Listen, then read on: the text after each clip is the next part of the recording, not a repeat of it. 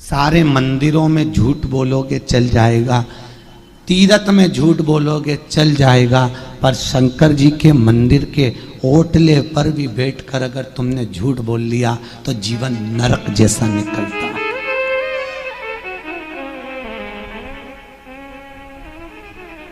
नरक अंतिम बिंदु शिव है।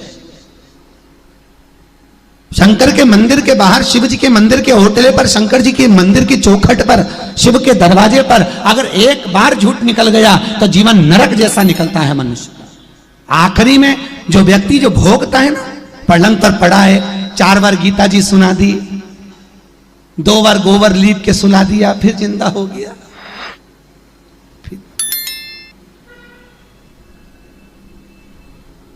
सबको फोन लगा दिया, निपट गई, आ जाओ।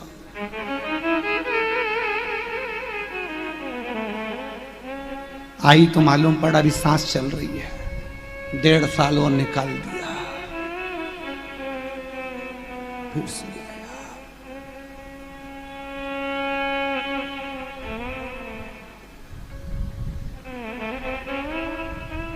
क्यों? पूरे आसपास के लोग रोज भगवान से विनती करते हैं, बेचारी तड़प रही, भगवान उठा ले तो अच्छा। परिवार के लोग विनती करते हैं, भगवान उठा लो तो अच्छा। कितनी तड़प है, अपने को दया आ रही है कि तड़प रही, भगवान उठा ले तो अच्छा। तो क्या इतने सारों की विनती भगवान स्वीकार नहीं करता? बोलो तो सही, करे कि नहीं करे? करे ना, तो फिर भगवान उसे उठाए क्यों नहीं? भगवान के नहीं, अभी नहीं उठाऊंगा, पूरा हिसाब बराबर करना है। जितना झूठ बोला है उसको अंतिम समय में भोग कर निकालना पड़ता है। अंतिम समय कर्म का भोग भोगना है। हम कई बार शिव महापुराण की कथा में बारंबार कहते हैं, भगवान से नहीं डरना मत डरो, गुरुओं से नहीं डरना मत डरो, धर्म और शास्त्रों से नहीं डरना मत डरो, वेद और पुराण से नहीं डरना मत डरो, मंदिर और देवालय से नहीं डरना मत डरो, शंकराचार्य मठाधीश पीठाधीश किसी से नहीं डरना मत डरो, किसी महात्मा जोगी सन्यासी तपस्वी साधक उपासक से नहीं डरना मत डरो, पर याद रखना अपने कर्म से जरूर डरना, क्योंकि कर्म का भोग तो परमात्मा को भी भोगना पड़ता है। कर्म का भोग तो वो भी भोगेगा। सीता जी ने एक चिड़िया को बंदी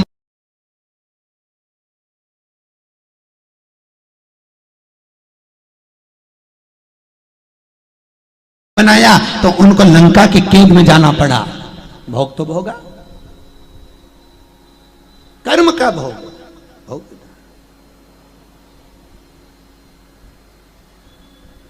महाराज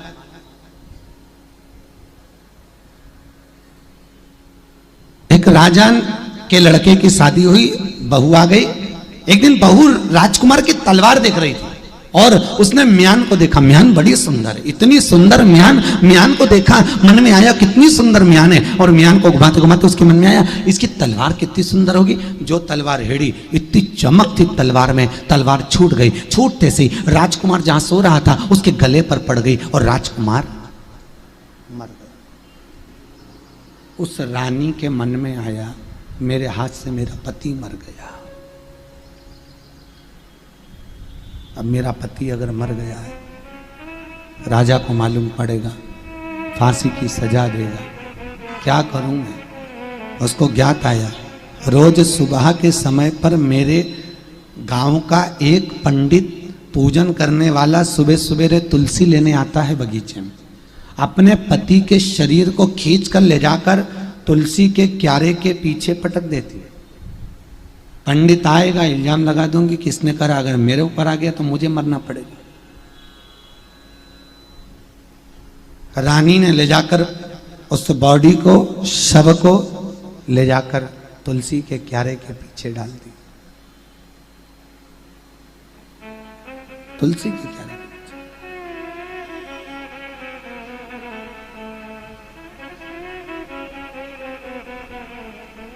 सवेरे पंडित जी आए, राजकुमारी चिल्लाकर रोई, अरे मेरे पति को मार दिया, अरे मेरे पति को मार दिया, अरे मेरे पति को मार दिया। सारा नगर इकट्ठा हो गया। क्या हो गया? राजकुमार मर गए, राजा का लड़का इकलौता मर गया। हो राजा आए, पंडित को बंदी बनाया, अंतिम संस्कार बेटे का करा, पर राजा को विश्वास नहीं है कि ये पंडित इसको मारे, क्योंकि इसको मैं लेकर आया हूं। आज तक इसने चींटी नहीं मारी तो मेरे बेटे को क्यों मारेगा? इससे क्या लेन देन था?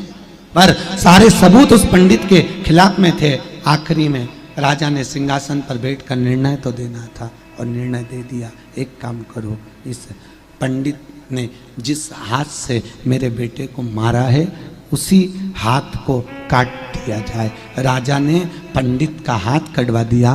पंडित बेचारा रोता बिलखता चला। और पंडित अब पूजन नहीं करूंगा मैं, भगवान ने मेरे साथ गलत कर दिया, मंदिर छोड़ दिया, गांव गया, अपने गुरुजी के पास गया। गुरुजी मुझे बताओ मैंने कौन सा पाप करा था? जिंदगी में कभी झूठ नहीं बोला, असत्य नहीं बोला, छल नहीं करा, बेईमानी नहीं करी, कपट नहीं करा, कभी मंदिर से बाहर नहीं गया। मैंने कौन सा कर्म करा जो मेरा हाथ कटा? गुरुजी ने कहा मुझे तो किसी का कर्म देखना नहीं आता, पर एक बात है मेरे गुरुजी बता सकते हैं। मेरे गुरुजी कहाँ रहते हैं? काशी में, मणिकर्णिका के घाट पर। वहां चले जा। मणिकर्णिका के घाट पर काशी में गया और काशी में जाकर गुरुजी के दरवाजे पर दस्तक दी, दरवाजा बजाया। जैसे ही दरवाजा बजाया, गुरुजी तो नहीं थे, गुरुजी की पत्नी थी। आवाज लगाई, गुरुजी गुरुजी। दरवाजा बजाते ही इतने में धर्म पत्नी बाहर निकल के आई। क्या है रे? मुझे गुरुजी से मिलना है। आ गया गुरु का चेला, खोल ले गुरु का चेला। कहा का गुरु? कहीं मर रहा होगा तेरा गुरु। ना वो मरे ना तुम मरे। आ गए यहां रोने के लिए, गुरुजी गुरुजी। अरे बहुत बड़ा ढोंगी है वो गुरु, चल निकल यहां से। चेला गया, शाम को फिर आ गया। आज पत्नी नहीं थी गुरुजी, गुरुजी के गुरुजी की पत्नी नहीं। दरवाजा बजाया, गुरुजी हैं? गुरुजी निकल कर आए। आओ बेटा, क्या बात है? मेरे गुरुजी ने आपके पास बैठा है, मैं अपना कर्म जानने आया हूं। पर गुरुजी मेरे मन का संशय केवल इतना है, पहले मैं केवल अपना कर्म जानने आया था, पर मैं आया तो आपकी पत्नी ने मुझे इतनी गालियां आपको दी, इतनी गालियां दी, आपको इतना अपशब्द कहा। मैं अपना कर्म तो बाद में पूछूंगा, पर गुरुजी पहले ये बताओ कि आपने कौन सा पाप करा था जो ऐसी मिली है? मैं आपका कर्म पूछ। अच्छे से सुन लेना भाइयों, कर्म कौन सा करा? गुरुजी बोले मेरी जिंदगी में पहली बार किसी ने मेरा कर्म पूछा है। आज तुझे बताता हूं कि मेरा कर्म पुराना क्या था। मैं पूर्व में कौवा था और यह पूर्व में गधी थी। बोझ ढो ढो कर इसकी पीठ पर घाव हो गया था। मैं कौवा इसकी पीठ पर बैठता था, चोंच से खरोदता था इसके घाव को, और ये गधी उचक उचक कर भागती थी। मुझे बड़ा अच्छा लगता था, रोज मैं इसको परेशान करता, ये रोज भागती। चली गई, एक दिन ये मुझको छोड़कर हरिद्वार भग गई। मैं इसको ढूंढता ढूंढता हरिद्वार पहुंच गया। वहां पर ये मिली, फिर मैंने इसके घाव को अपनी चोंच से खरोदा। ये गंगा जी में कूद गई। मैं भी इसकी पीठ पर बैठा था, मैं भी गिर गया। हम दोनों गंगा में मर गए। ये गधी मरने के बाद मेरी पत्नी बन गई और मैं कौवा इसका पति बन गया। उस समय मैंने चोंच से खरोदा था, अब ये भी अपनी चोंच से खरोद रही है। तो जिसको ऐसी मिली हो तो दुख मत करना,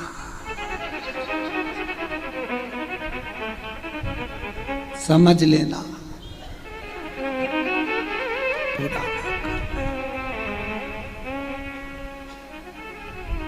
कई लोग बड़े दुखी होते हैं साहब, ए जीजियों बहुत बहुत कई लोग दुख मनाते हैं। गुरुजी मेरी पत्नी ऐसी मिली, गुरुजी मेरा पति ऐसा मिला, मुझको दिन भर गालियां देता, आप शब्द कहता है, मेरा पति दिन भर गुस्से में रहता है, इतना चिड़चिड़ करे, इतना चिड़चिड़ करे, ऐसा रहे। हमारा निवेदन है, आज का नहीं है जीजियों,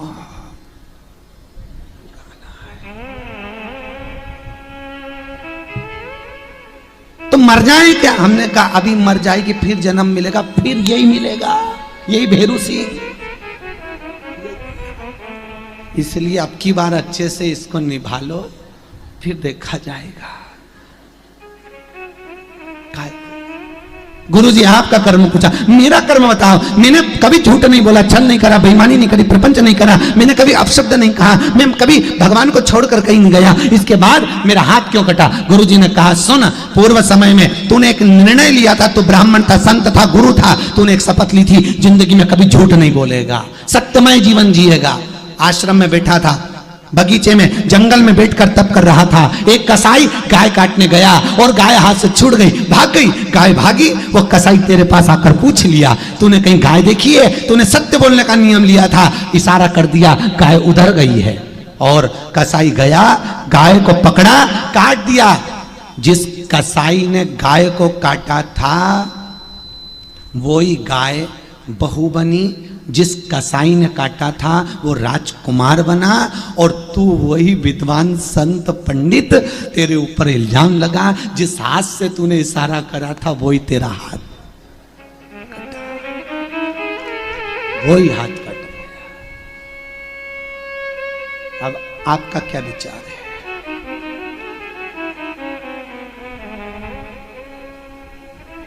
कर्म भोगना, हम कितना भी करने का प्रयास करें, अच्छा कर्म का भोग भोगना है और वो भोगना पड़ेगा। कितनी बड़ी बात लिखी है शिव महापुराण में। एक पति ने शादी करी, पत्नी के द्वारा बेटा हुआ, पत्नी मर गई। पति ने दूसरी शादी करी, उसके भी एक बेटा हुआ, पत्नी मर गई। दोनों बेटों को बड़ा करा, बाप ने दोनों बेटों की शादी करी, एक बड़े बेटे की शादी कर दी, जो बड़ा बेटा था उसकी शादी कर दी, छोटा वाला कुंवारा रहा। पिता मर गया, पिता मरा, बड़े बेटे ने शादी कर अपनी पत्नी आ गई, पत्नी आई, छोटा भाई बीमार पड़ गया। बीमार पड़ा, बड़े भाई ने बहुत इलाज करवाया, वो नहीं ठीक हो रहा, नहीं ठीक हो रहा, पैसे पर पैसा लग रहा, धन पर धन लग रहा, खूब पैसा खर्च कर दिया। इतने में पत्नी ने अपने पति से कहा, अरे देवर तो बीमार पड़ा हुआ है, पूरे पैसे लग गए उसमें, पूरा कंगाल हो रहे हैं हम, क्या करें? एक काम करो, डॉक्टर वेद को बुलाओ और डॉक्टर वेद को कोई 500-1000 रुपये पकड़ाकर उससे कोई ऐसी दवाई दिलवा दो कि ये मर जाए। मर जाएगा, हिस्सा भी नहीं जाएगा और साथ में मर गया, लोग कहेंगे दवाई गोली में भी कराया पूरा और मर गया। वेद जी को बुलाया, वेद जी को बुलाकर पैसे देकर औषधि दिलवाई, देवर मर गया। पूरे जायदाद के हिस्सेदार बन गए, आराम से रहने लगे, खूब अलमस्त रहे। इनके घर में बेटा हो गया, बेटे की शादी हो गई, बेटे की शादी हुई, बहू आ गई, बेटा बीमार पड़ गया, बीमार पड़ा, बेटा बीमार हुआ, खूब डॉक्टर वेद सब बुलाए, सारा इलाज करवाया, जैसे देवर का करवाया था वैसे इसका करवाया, खुद के बेटे का। इतना पैसा, इतना पैसा, इतना पैसा, कंगाल हो गए, रोने लगे, अब तो धन घर में नहीं है, क्या करें? और इतने में जैसे छोटा सा वो बड़ा बेटा जो बीमार पड़ा हुआ था, बाप रो रहा था, पिता रो रहा था, माँ रो रही थी और बाप उठकर जाने वाला था। इतने में पलंग पर पड़े हुए उस बेटे ने कहा, भैया आपका और मेरा हिस्सा पूरा हो गया। इतने में बाप रोया, मैं तेरा पिता हूं, भाई नहीं। उसने कहा, कौन बाप कौन भाई? जितने रिश्ते पृथ्वी पर जन्म लेते हैं ये सब पुराने जमाने का हिसाब लेने के लिए होते हैं। मैं भी हिसाब लेने के लिए तुम्हारा बेटा बनकर पैदा हुआ था, तुमने मेरा हिस्सा खाया था, इसलिए मैं बेटा बनकर अपना हिस्सा पूरा बराबर करवा रहा हूं दवाई गोली में। अब तो केवल कफन और लकड़ी का हिस्सा हो रहा है। अरे तो ये पत्नी ने क्या बिगाड़ा? तेरी पत्नी क्यों विधवा हो रही है? ये पत्नी ने क्या बिगाड़ा? ये पत्नी नहीं है, ये वही डॉक्टर है जिसने मुझे जहर दिया था, वेद दिया था, वही वेद जी है। तो ये क्यों मर रहा है? अरे इसने मुझे जहर देकर मारा था। अभी जो समय चल रहा है, इस समय में पति के साथ पत्नी को सती होना पड़ता।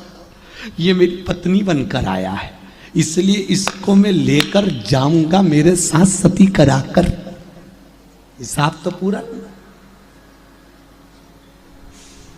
हम घर में रहे, परिवार में रहे, नातों में रहे, रिश्तों में रहे, कुटुंब में रहो, कबीले में रहो, अपने परिवार